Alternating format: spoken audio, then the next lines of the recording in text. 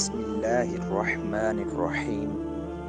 السلام علیکم دوستو، آج حضرت سلیمان علیہ السلام اور ایک چیونٹی کا خوبصورت واقعہ لے کر حاضر ہوا ہوں۔ امید ہے آپ لوگوں کو یہ واقعہ بہت پسند آئے گا۔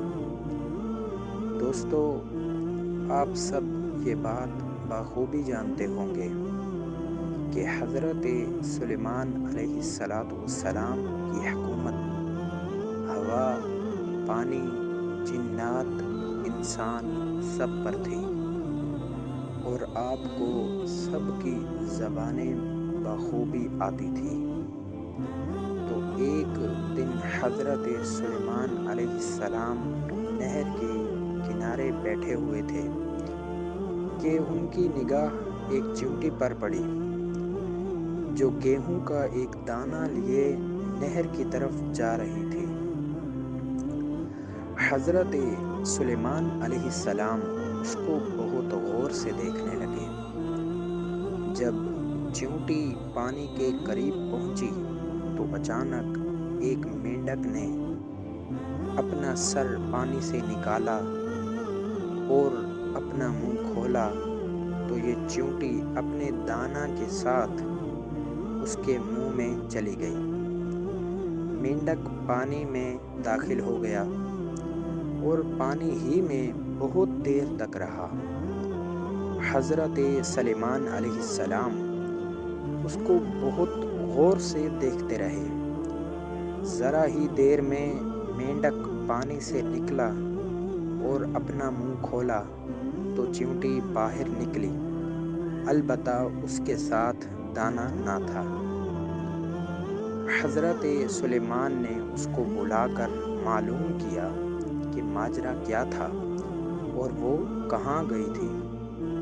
اس نے بتایا کہ اے اللہ کے نبی، آپ جو نہر کی تہہ میں ایک بڑا کھوکھلا پتھر دیکھ رہے ہیں، اس کے اندر بہت سے اندھے کیڑے مکوڑے ہیں۔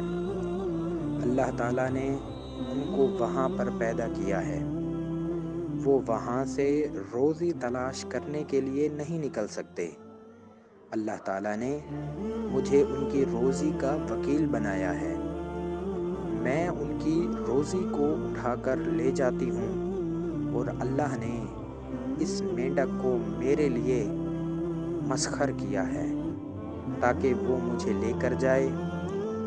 اس کے منہ میں ہونے کی وجہ سے پانی مجھے نقصان نہیں پہنچاتا۔ وہ اپنا منہ بند پتھر کے سوراخ کے سامنے کھول دیتا ہے، میں اس میں داخل ہو جاتی ہوں۔ جب میں ان کی روزی ان تک پہنچا کر پتھر کے سوراخ سے اس کے منہ تک آتی ہوں تو مینڈک مجھے منہ سے باہر نکال دیتا ہے۔ تو حضرت سلیمان علیہ السلام نے اس چیونٹی سے پوچھا، کیا وہ کوئی تسبیح کرتے ہیں کیڑے مکوڑے؟ چیونٹی نے بتایا، جی ہاں، وہ سب کہتے ہیں کہ اے وہ ذات جو ہمیں اس پتھر میں بھی نہیں بھولی، وہ مومنین کو بھی رزق وسیع دے۔